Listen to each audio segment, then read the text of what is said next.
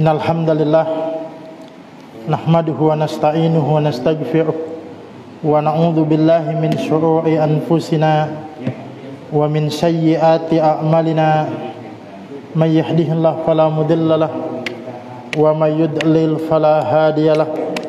Asyhadu an la ilaha illallah wahdahu la syarika lah wa asyhadu anna Muhammadan abduhu wa rasuluhu la nabiyya ba'dah. Allahumma salli wa sallim ala nabiyyina Muhammadin wa ala alihi wa ashabihi wa man tabi'ahum bi ihsanin ila yaumiddin, amma ba'du.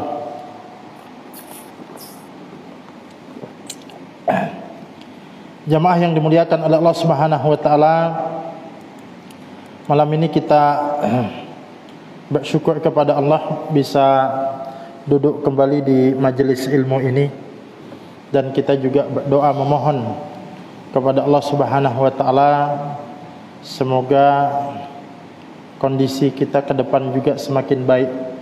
Ya, kalau kita melihat kan alhamdulillah dari segi perkembangan ya, pandemi ini mengalami penurunan.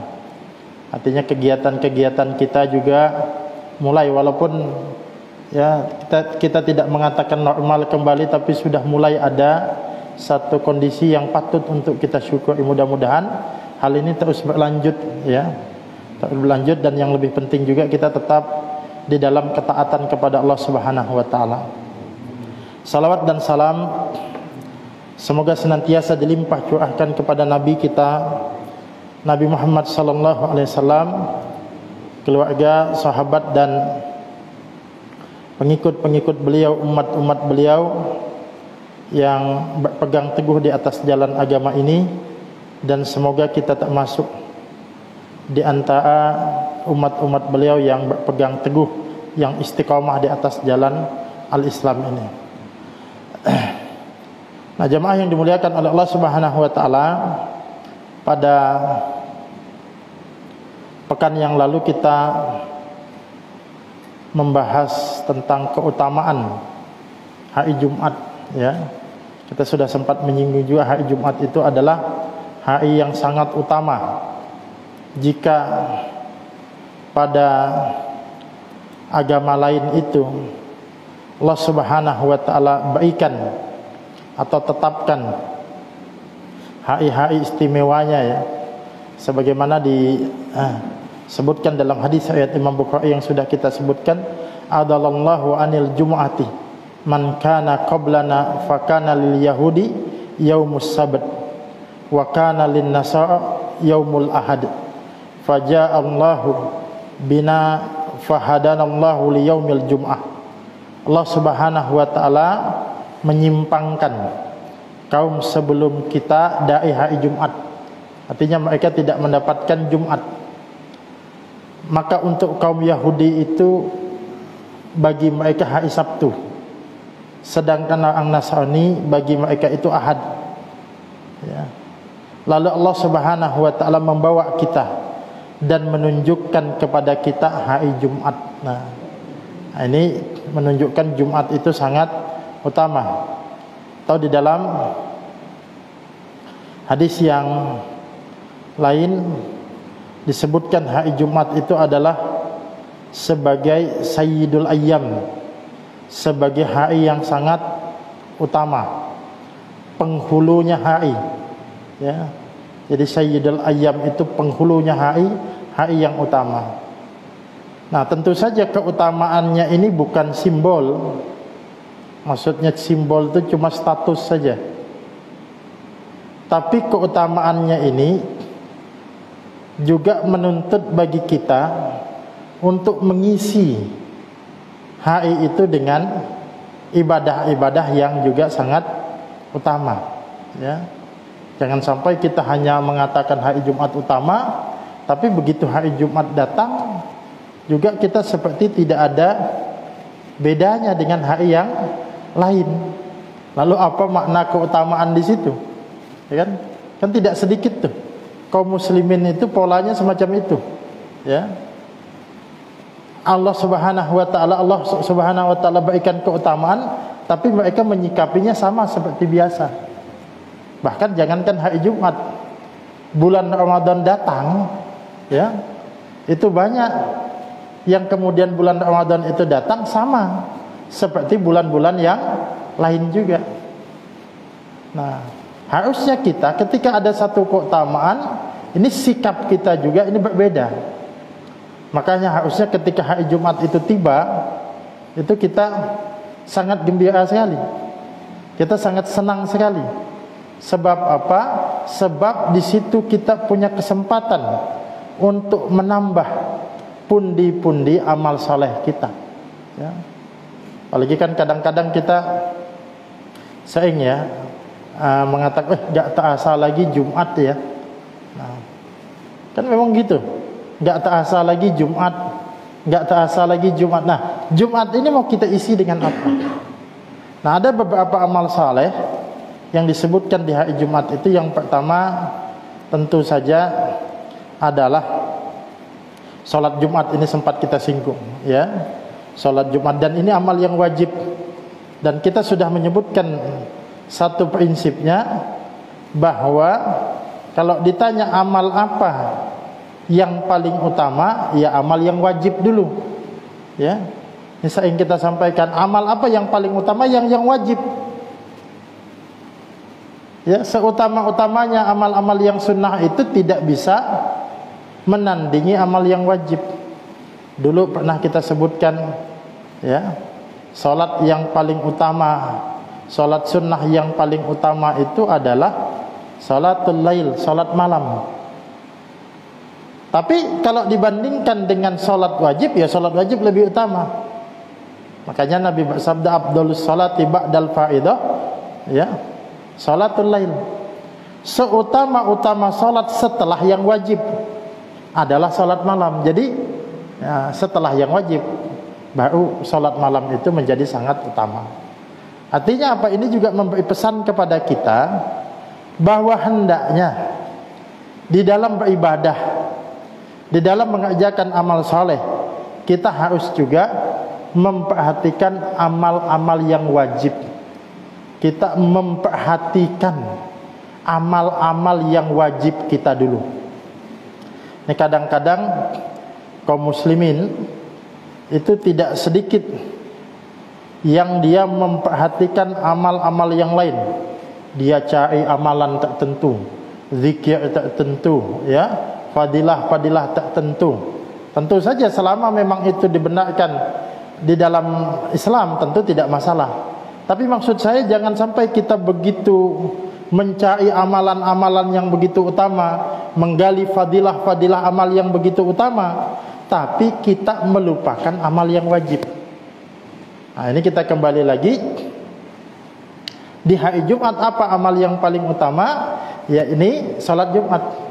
Dan ini ditegaskan oleh Allah Subhanahu wa taala di dalam surah Al-Jumu'ah ayat yang ke-9, ya ayyuhalladzina amanu idza nudiya lis-salati min yaumil jum'ah fas'au ila dzikrillah, ya.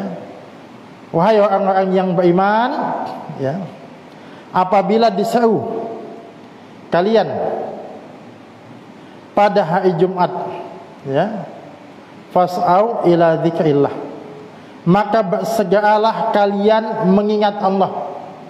Yang dimaksud mengingat Allah di situ adalah melaksanakan salat, wada'ul bai', dan tinggalkanlah jual beli, ya. Dzalikum khairul lakum in kuntum ta'lamun. Yang demikian itu lebih baik bagimu jika kamu mengetahui. Nah, tentu kita sudah tidak mempersoalkan lagi tentang hukum wajibnya, karena itu sudah ijma' sepakat kaum muslimin. Nah, saya sedikit ingin mengambil satu faedah lain di dalam ayat ini, ya. Coba kita perhatikan di dalam ayat ini, Allah Subhanahu wa taala mengatakan apabila diseru untuk melaksanakan salat Jumat, fas'au ila dzikrillah, bersegeralah kalian mengingat Allah, wada'ul bai', dan tinggalkanlah jual beli. Maksudnya tinggalkan jual beli ini bisa juga bermakna umum, tinggalkan segala pekerjaan kita, ya. Nah, di sini juga memberikan pesan bahwa bukan berarti hari Jumat itu harus libur total juga, enggak. Buktinya berarti kan ada jual beli itu, ya, jual beli. Begitu ada panggilan salat Jumat, tinggalkan jual beli itu. Nanti kalau mau dilanjut lagi setelah salat Jumat. Nah, nanti di sini ada problemnya. Apakah meninggalkan jual beli ini karena semata-mata karena salat Jumat saja?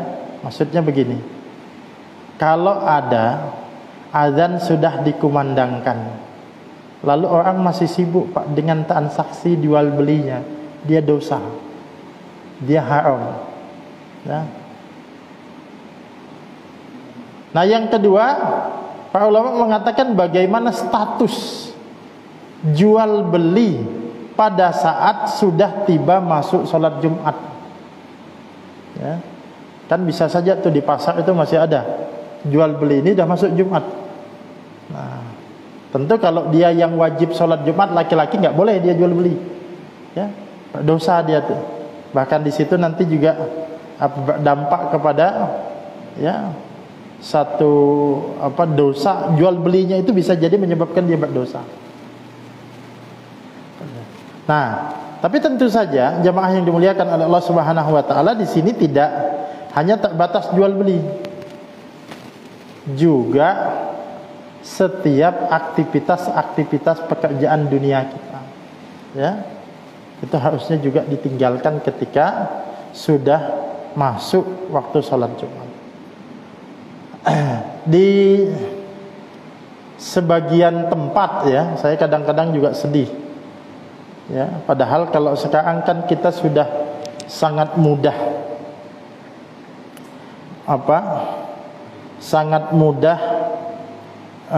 diingatkan dengan waktu, karena jam sudah enak sekarang kan. Tapi masih banyak itu yang kemudian sengaja memperlambat-lambat datang salat Jumat. Padahal kalau ayat ini kita katakan fas'au ila dzikrillah, bersegeralah kalian, ya, mengingat Allah, artinya jangan ditunda-tunda. Pernah di salah satu, saya tidak sebut salah satu perusahaan lah, saya khutbah, itu cuma ada beberapa orang aja di shop depan. Saya pikir memang karyawannya nggak banyak, ya. Tapi begitu saya sudah mulai 5 menit 10 menit datangan penuh masjid itu, ya, penuh. Ya. Artinya di sini ada upaya untuk memperlambat, padahal harusnya bersegera. Nanti kita juga akan sebutkan beberapa hadis yang menuntut kita untuk bersegera memenuhi panggilan Allah Subhanahu wa taala untuk melaksanakan Jumat ini. Nah, kecuali mereka yang memang diberi keinginan, rukhsah dalam syariat itu wajib. Tapi nanti di balik wajib itu ada mereka yang mendapatkan rukhsah, mendapatkan dispensasi. Nah, makanya disebutkan dalam hadis dari Tariq bin Syihab, Rasulullah sallallahu alaihi wasallam bersabda, al-jum'atu haqqun wajibun ala kulli muslimin fi jama'atin. Ya. Salat Jumat itu merupakan kewajiban atas setiap muslim dengan berjamaah. Jadi salat Jumat itu dilaksanakan berjamaah. Nah, yang nanti ulama beda pendapat batasannya, apakah harus 40, ya, apakah kemudian tidak harus 40. Ini perbedaan pendapat di kalangan ulama, ya.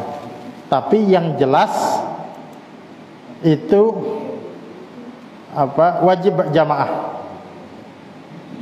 Nah, illa arba'atan, kecuali 4 kelompok, 4 model, 4 orang, 4 jenis. Nah, 4 ini bebas. Yang pertama abdun mamlukun, hamba sahaya, awim ra'atun, wanita, aw sobiun, anak kecil, au ma'idun, atau orang yang sakit. Nanti ditambah dalam riwayat lain itu adalah musafir. Jadi kalau kita gabung ada 5, ya, ada 5 di situ. Wanita, sebagaimana kita sampaikan pekan yang lalu, tidak wajib sholat Jumat. Tapi bukan berarti tidak boleh. Para ulama telah membahas boleh. Hukumnya mereka ikut sholat Jumat kalau itu memang memungkinkan. Misalnya ada tempat khususnya dan lain sebagainya. Tapi perlu digarisbawahi juga, mereka itu ikut sholat Jumat bersama dengan pelaksanaan sholat Jumat yang sudah dilaksanakan. Misalnya di masjid dilaksanakan sholat Jumat, ada wanita ngikut, itu boleh. Tapi tidak boleh, atau tidak ada contoh, tidak ada syariatnya wanita mengadakan sholat Jumat sendiri. Nah, itu nggak bisa. Ibu-ibu kumpul bikin sholat Jumat khusus untuk ibu-ibu, itu nggak ada, ya. Nah, tapi mereka seandainya tidak sholat Jumat, ya, itu tidak mengapa, hanya saja nanti kewajibannya menjadi sholat zuhur. Nah, pekan lalu kita sempat menyinggung, banyak ditanya oleh ibu-ibu, apakah kalau ibu-ibu sholat zuhur di rumah itu harus menunggu laki-laki pulang dulu sholat Jumat, ya? Nah, tidak harus, tidak ada ketentuan khusus tentang itu. Artinya apa? Sholat zuhur itu sudah bisa dilakukan apabila waktunya sudah masuk. Di masjid azan, ya, bapak-bapak di masjid sholat Jumat silahkan. Ibu-ibu sholat zuhur di rumahnya sudah boleh, tidak mesti menunggu selesai, karena itu terpisah, ibadah yang tidak ada tidak ada hubungannya dengan sholat Jumat di masjid dengan sholat zuhurnya ibu-ibu di rumah. Ya, anak kecil, tentu saja anak kecil, ya, bukan saja tidak wajib sholat Jumat, bahkan wajib sholat saja belum, tapi kita latih, ya, kita latih. Ini hebatnya Islam tuh begitu. Jadi sebelum orang itu sampai kepada beban kewajiban itu, ada masa pendidikannya dulu. Kita lihat misalnya dalam sholat, Nabi mengatakan, perintahkan anakmu pada usia 7 tahun untuk sholat, dan pukullah mereka pada usia 10 tahun jika mereka tidak mengerjakan sholat. Padahal kan kalau kita lihat 7 tahun, 10 tahun itu belum balik. Tapi di sini ada pendidikan pengajaran. Jadi kalau saya coba membagi, ya, secara sederhana berdasarkan hadis itu, usia sebelum 7 tahun anak-anak itu dibiasakan atau dicontoh, diberikan contoh untuk sholat. Mungkin pendekatannya bukan pendekatan perintah, ya. Pendekatannya adalah keteladanan, contoh, dan pembiasaan. Kita lihatlah anak-anak itu, ya, kalau orang tuanya sholat, dia ikut sujud, ya, ikut ini, malah senang mereka. Nah, belum ada perintah di situ, tapi sudah dibiasakan, sudah kenal dia dengan sholat itu. Nanti 7 tahun sudah mulai kita perintahkan, usia 7 tahun, ayo jangan lupa sholat. Sudah, kalau sudah masuk waktunya sholat, tapi kita lihat kok belum ini, sudah sholat belum tadi? Sholat, itu sudah mulai kita ini. Walaupun di sini tidak ada sanksi, artinya belum dengan sanksi. Nah, nanti kalau sudah 10 tahun tidak sholat, ya, padahal sudah dibiasakan sejak kecil. Bayangkan kalau mulai 7 tahun saja sampai 10 tahun, ada 3 tahun diperintahkan, tapi enggak sholat, berarti ini kan ada satu tindakan tegas yang harus diingatkan bahwa dia itu melanggar kewajibannya. Nah, jadi itu pendidikan. Nah, kemudian jamaah yang dimuliakan oleh Allah Subhanahu wa taala, mereka juga yang tidak wajib sholat adalah orang yang sakit. Tentu saja sakit yang dimaksud di sini adalah sakit yang menyebabkan dia terhalang atau kesulitan untuk melaksanakan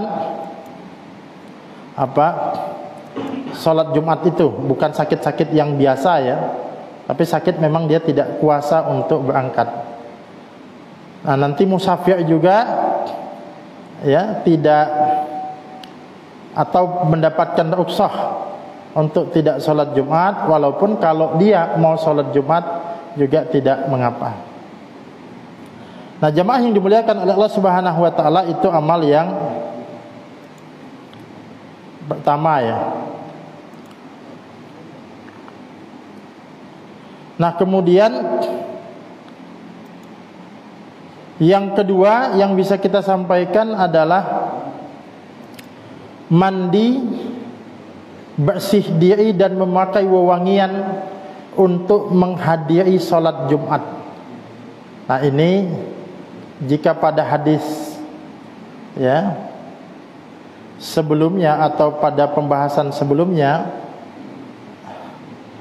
Nabi itu mengatakan, ya ma'syiral muslimin, wahai kaum muslimin, inna hadza yaumun ja'alahu Allahu lakum idan. Pada hari ini, sesungguhnya hari ini Allah Subhanahu wa taala menjadikan hari Jumat ini sebagai id, sebagai hari raya kalian. Fagtasilu, maka hendaklah kalian mandi, wa alaikum bisiwak, dan hendaklah kalian bersiwak atau menggosok gigi. Nah, maksud saya Jumat ini disebut juga sebagai id, tapi id pekanan, bukan id tahunan. Kalau id tahunan kita kan Idul Fitri dan Idul Adha.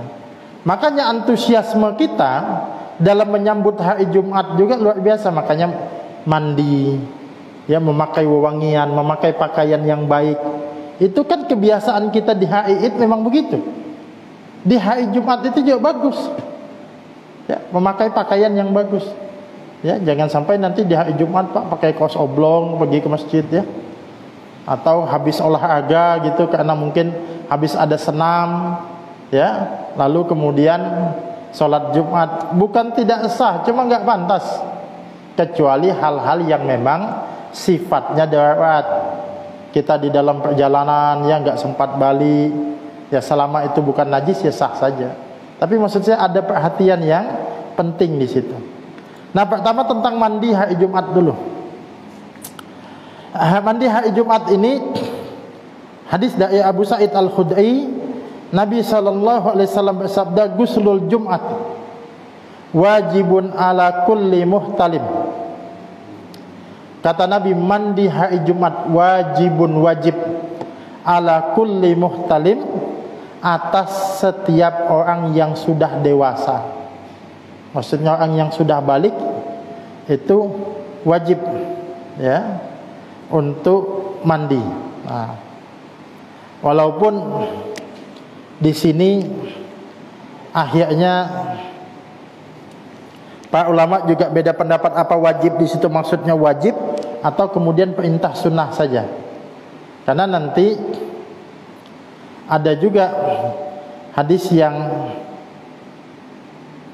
menunjukkan seolah-olah mandi itu ya sunnah saja. Di antara hadis yang dibawakan menunjukkan kesunahannya itu adalah hadis riwayat Imam Nasa'i. Nabi bersabda, man tawaddo'a yaumal jum'ah fiha wa ni'mat wa man igtasala faguslu afdal. Barang siapa berwudu di hari Jumat maka itu baik, namun barang siapa mandi ketika itu maka itu lebih afdal. Kan seolah-olah pilihan nih, mandi baik ya, apa berwudu itu baik, tapi kalau mandi itu lebih afdal. Tapi saya lebih cenderung tetap untuk mengatakan itu wajib. Pertama, redaksi hadis tadi adalah wajibun, wajib. Tapi kita mengkompromikan hadisnya begini. Jadi jamaah yang dimuliakan oleh Allah Subhanahu wa taala, jadi kompromi hadisnya itu mandi hari Jumat itu wajib. Misalnya di pagi hari kita mandi sudah. Mandi. Bisa saja kan setelah itu kita beraktivitas lagi. Ya. Nah, waktu mandi pagi ini sudah menggugurkan kewajiban kita. Misalnya, apalagi kalau ada yang masih beraktivitas, ada yang kerja jam 6, jam 7 mandi. sudah gugur, sudah melaksanakan kewajiban mandi di hari Jumat. Nanti menjelang Jumat, mau mendatangi sholat Jumat, kalau bisa mandi lagi itu lebih afdal. Kenapa? Karena lebih segar kita mandinya. Atau kalau tidak sempat mandi, cukup berwudu saja itu baik. Toh tadi pagi sudah mandi, maka hal itu tidak mengapa. Atau kemudian bisa juga ya, mandinya itu sekali. Misal kita pagi ini tidak ada aktivitas, Pak. Ya. Maksudnya Jumat ya di rumah saja, tidak ada aktivitas. Nanti mandinya menjelang berangkat ke masjid, maka hal itu tidak mengapa juga. Yang jelas di hari Jumat itu diupayakan untuk mandi. Ya. Ini menunjukkan satu hal yang luar biasa ya di dalam agama kita saja. Itu sangat memperhatikan tentang mandi itu ya, tentang mandi. Kemudian ada hadis yang menunjukkan keutamaannya. Ini saya baca riwayat Imam Muslim. Barang siapa berwudu kemudian menyempurnakan wudunya, lalu mendatangi sholat Jumat, lalu dia mendekat, mendengarkan serta diam untuk menyimak khutbah, maka akan diampuni dosa-dosanya di antara hari itu sampai Jumat berikutnya, ditambah 3 hari setelah itu. Barang siapa yang bermain kerikil, maka ia telah melakukan perbuatan sia-sia. Di sini kita jelaskan sedikit. Pertama, kita berwudu dan menyempurnakan wudu lalu mendatangi sholat Jumat. Maka di sini menunjukkan sunnahnya itu adalah berwudu itu sebelum berangkat ke masjid. Walaupun boleh berwudu di masjid juga tidak masalah, tapi afdalnya itu sebelum berangkat ke masjid. Lalu dia mendekat. Maksudnya mendekat apa? Duduk yang sunnah itu duduk di depan. Diupayakan di sop depan. Tapi kita biasanya kan enggak, patokannya bukan depan, Pak ya. Patokannya tiang biasanya ya. Apalagi yang masjid kemarin kan banyak tiangnya tuh. Itu enggak rebutan, Pak. Banyak tiangnya. Mendekat ke masjid, ke imam atau mendekat ke khatib itu lebih afdal. Kemudian menyimak khutbah. Bahkan dalam riwayat lain disebut itu sunnahnya itu adalah kita memperhatikan wajahnya khatib itu. Jadi perhatikan, disimak. Nah, siapa melakukan hal itu maka akan diampuni dosanya dari Jumat ini sampai Jumat berikutnya, bahkan ditambah 3 hari lagi. Nah, cuma ada di sini ditambah barang siapa yang bermain kerikil ia telah melakukan perbuatan sia-sia. Maksudnya melakukan sesuatu yang menyebabkan fokusnya itu berpaling dari menyimak khutbah. Ya, walaupun itu digunakan untuk berzikir. Berzikir kan bagus. Tapi kalau tempatnya salah, imamnya khutbah, kita zikir sendiri. Itu memalingkan kita dari khutbah. Itu menjadi tidak bagus. Ya. Kalau mau zikir kan nanti ada setelah sholat. Ya. Jangan kemudian pada saat khutbah, karena khutbah ini sesuatu yang sangat penting. Makanya tidak boleh berkata-kata kepada yang di sebelah kita. Kemudian ya, yang selanjutnya juga amalan di hari Jumat, tentu kita sebutkan sebagiannya, tidak bisa kesemuaannya, adalah membaca surah Al-Kahfi. Sebutkan dalam hadis Imam An-Nasa'i dan Imam Al-Baihaqi, man qara'a surat Al-Kahfi fi yaumil jum'ah adha'a lahu minan nuri ma bainal jum'ataini. Barang siapa yang membaca surah Al-Kahfi pada hari Jumat, dia akan disinari cahaya di antara dua Jumat tersebut. Ya. Kemudian beberapa hadis yang lain lagi, ya, menyebutkan tentang sunnah. Nah, jadi membaca surah Al-Kahfi itu disunahkan bagi kita, bahkan sudah bisa dimulai sejak malam Jumatnya. Bagus kan, Al-Kahfi itu 110 ayat. Kalau bisa sekali duduk selesai, bagus. Kalau enggak bisa, boleh sambung-sambung. Malam Jumat, ya, mungkin habis maghrib nunggu ke Isya baca, ya. Nanti lanjut lagi besok pagi, kemudian lanjut lagi, itu boleh, ya, boleh. Ini membaca surah Al-Kahfi, dan tentu saja keutamaannya nanti tak masuk mendapat keutamaan membaca Al-Quran. Jadi kalau saya perhatikan, membaca Al-Quran kita itu ada dua. Yang pertama, membaca Al-Quran yang sifatnya berlanjut. Ini tilawah harian kita, mushaf kita baca, kita tandai, nanti kita lanjut sampai khatam nanti. Tapi ada juga membaca Al-Quran yang terkait dengan waktu-waktu tertentu atau dengan aktivitas tertentu. Misalnya sebelum tidur, ya, malam itu disunahkan baca Al-Muluk, ya, surah Al-Muluk disunahkan juga kita membaca, bisa semacam itu. Nah, kemudian selanjutnya yang sunahkan juga di hari Jumat amalannya adalah memperbanyak salawat. Ya, memperbanyak salawat ini, pertama, perintah bersalawat itu langsung ada di dalam Al-Quran. Ayat yang sering kemudian kita dengar, innallaha wa malaikatahu yusalluna 'alan nabi ya ayyuhalladzina amanu sallu 'alaihi wasallimu taslima. Sesungguhnya Allah dan malaikat-malaikatnya bersalawat untuk Nabi. Hai orang yang beriman, bersalawatlah kamu untuk Nabi dan ucapkanlah salam penghormatan kepadanya. Ya. Maksudnya ayat itu sebenarnya mengingatkan kita, Allah dan malaikat saja bersalawat loh untuk Nabi. Masa kamu enggan bersalawat kepada Nabi? Nah, tapi apa? Mungkin muncul pertanyaan, apa yang dimaksud salawat Allah kepada Nabi? Kalau kita bersalawat kan kepada Nabi, kita berdoa untuk Nabi, ini penghormatan kita.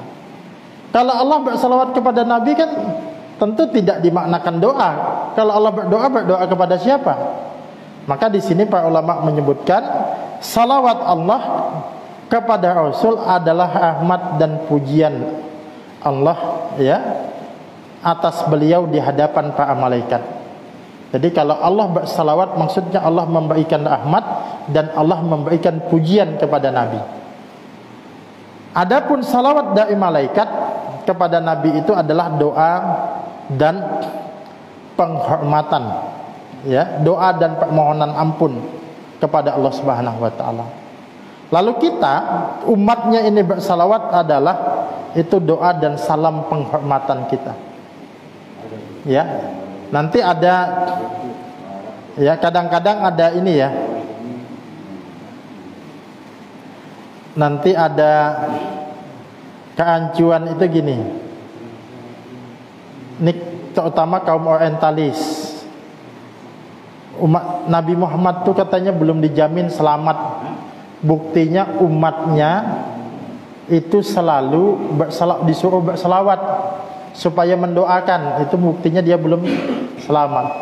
Padahal sebenarnya yang membutuhkan salawat itu bukan Nabi. Nabi sudah pasti selamatnya. Yang membutuhkan salawat itu adalah kita. Ya, ya, kita coba dalam kehidupan sehari-hari saja, ya, kita mengucapkan pujian kepada seseorang itu bukan berarti dia membutuhkan pujian. Karena memang dia tak pujilah, makanya kita puji, kan gitu. Nah, maka kembali lagi, yang membutuhkan salawat itu adalah kita. Makanya dalam hadis riwayat Imam Muslim, man shalla alayya wahidatan sallallahu alaihi asy'an. Barang siapa bersalawat kepadaku sekali, maka Allah akan bersalawat kepadanya 10 kali. Maka perbanyaklah salawat. Saya sering mengingatkan ya sambil goyon dengan jamaah, untuk memperbanyak salawat itu tidak mesti nunggu salawatan aja, Pak, ya. Ketika nama Nabi disebut, Allahumma shalli ala Muhammad. Makanya kalau kita baca hadis, kan, Rasulullah sallallahu alaihi wasallam, otomatis kita bersalawat, ya. Atau kita hari Jumat ini, apalagi kalau mungkin kita hafalan tidak banyak, nunggu khatib sedang nunggu khatib naik ke atas mimbar, kan kita datang setengah 12, doa sudah, ya, baca Al-Quran sudah, zikir sudah. Kalimat yang bisa kita ucapkan adalah kalimat salawat, ya. Atau kemudian di bandara sambil nunggu salawat, ya, ganti. Karena kalau yang mungkin kita baca yang itu saja mungkin bisa jadi kita jenuh. Tapi kalau kemudian ganti-ganti di jalan macet, karena pasti kita semua bisa bersalawat kepada Nabi sallallahu alaihi wasallam, ya. Nah, itu jamaah yang dimuliakan oleh Allah Subhanahu wa taala. Ya, sebagai penutup, ya, ini tentang bersalawat, keutamaan khusus bersalawat di hari Jumat. Nabi bersabda, perbanyaklah salawat kepadaku pada setiap Jumat, karena salawat umatku akan diperlihatkan padaku pada setiap Jumat. Barang siapa yang bersalawat kepadaku, dialah yang paling dekat denganku pada hari kiamat nanti. Artinya gini, kita itu kalau ada sosok yang kita idolakan, pasti namanya itu kita sebut-sebut. Nah, ini kita mengidolakan Nabi, maka sudah barang tentu kita menyebut-nyebut nama Nabi sallallahu alaihi wasallam. Nah, jadi kalau kepada Allah itu kita namanya zikir, mengingat Allah namanya kita zikir, sedangkan kita mengingat kepada Nabi itu dengan cara bersalawat kepada Nabi sallallahu alaihi wasallam. Mungkin karena sudah masuk waktu Isya, ini yang bisa kita sampaikan. Mudah-mudahan ada manfaatnya. Subhanakallahumma wa bihamdika asyhadu an la ilaha illa anta astaghfiruka wa atubu ilaik. Sekian, assalamualaikum. Gabunglah bersama gerakan Infak Peduli Dakwah. Hanya dengan mendonasikan dana Anda sebesar Rp50.000 setiap bulan, berarti Anda telah membantu syiar dakwah Islam hingga ke berbagai wilayah pedalaman Kalimantan Timur. Karena dakwah tak harus ceramah. Kirim SMS atau WA Anda, ketik GIP dakwah, kirim ke 0811 586 1331.